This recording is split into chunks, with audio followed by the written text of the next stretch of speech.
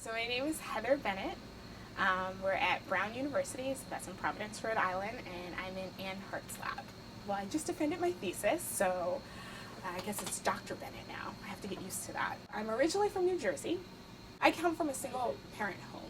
So my mother was not a scientist.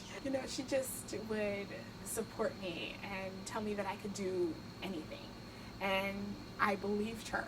And I do believe her. My mom didn't go to college, and neither did her parents, although it was their dream. They always wanted to go, but they married very young, and then started their family very young.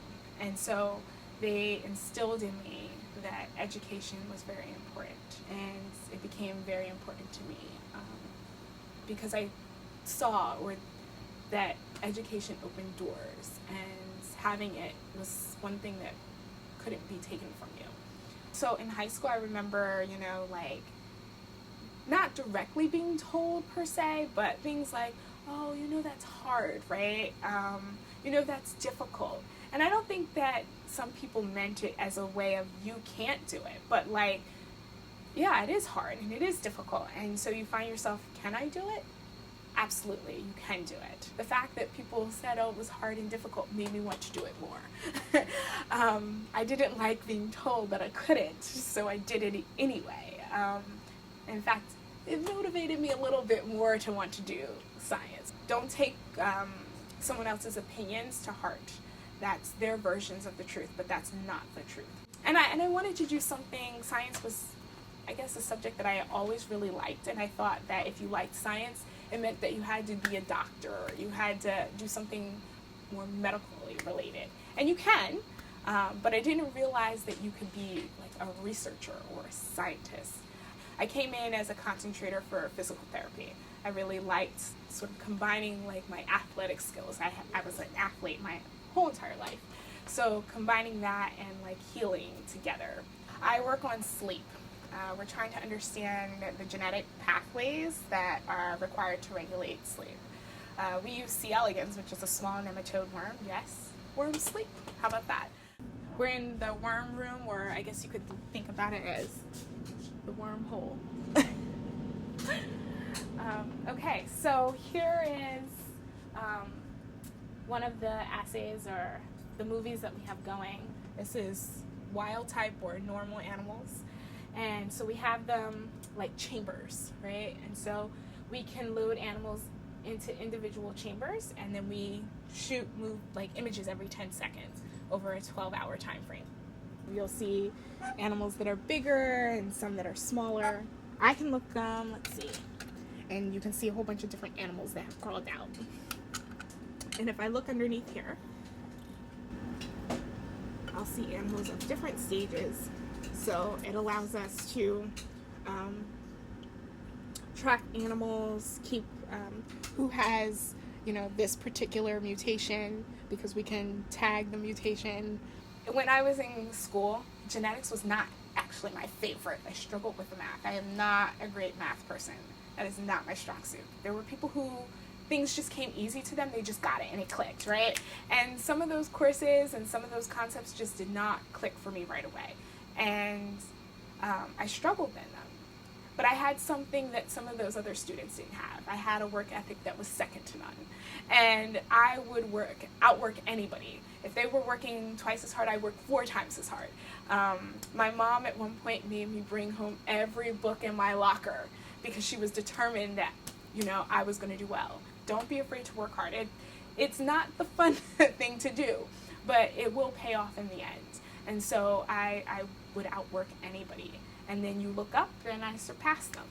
And also you're thinking about a green pea, right? You're studying green peas and yellow peas, and you're like, what does a green pea have to do with, learning about these diseases? I want to learn about those, right? Because those tend to be relevant, and you can directly translate, you can see what's going on.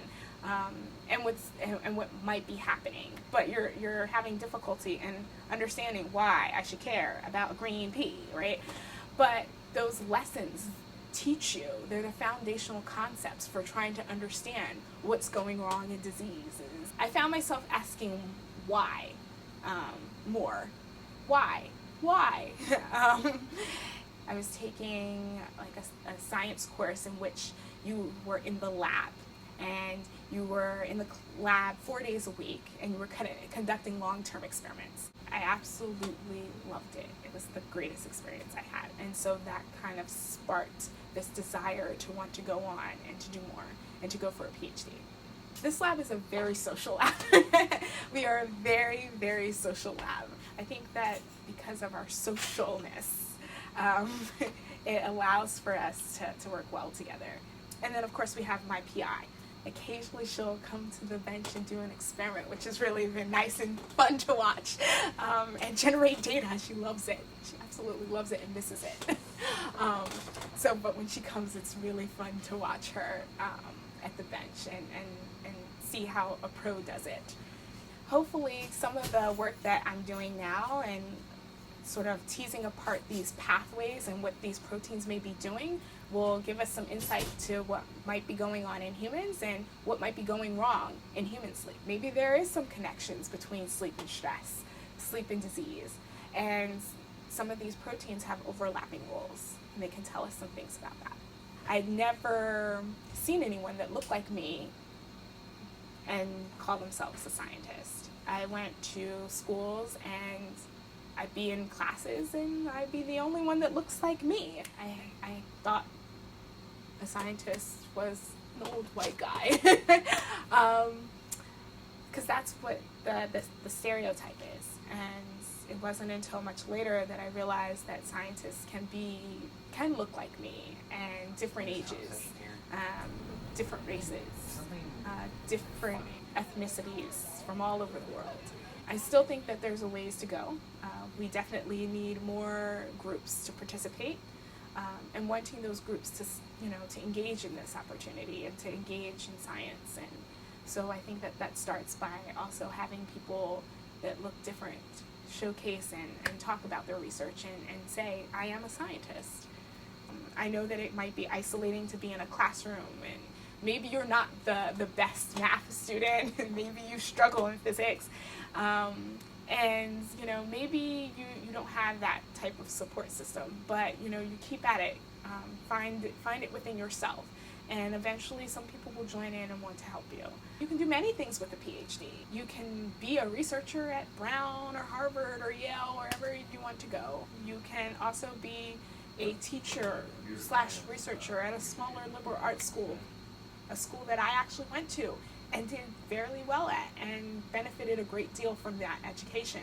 When you have like these programs, these TV shows, and there's a science aspect to it, right? So they need to consult people, because there has to be some elements of like, this could happen, right? Because otherwise nobody would watch the show. And so like they consult PhDs on that. So how about that? You can work in Hollywood.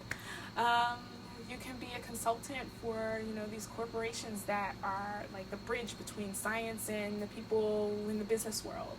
You can use your PhD and work on Capitol Hill and tell them to give us some money so that we can do more research, right? Or use your PhD and make policy about how we handle outbreaks of disease, or use your PhD and work for small companies and fundraising companies. Use your PhD and you chart your own territory. You make your own job. How about that? And you can use the critical thinking skills that you got in graduate school to make it up as you go. When you get to the top and when you get to wherever it is that you're meant to go, don't forget to hold the door open for someone else, because that's how change happens, and that's how you can pay it forward. Don't let anybody tell you what you can and can't do. Don't let them define your future, and don't let people put barriers in front of you. You decide what you're capable of doing, and if you're willing to work for it, then you absolutely can have it. Don't be afraid.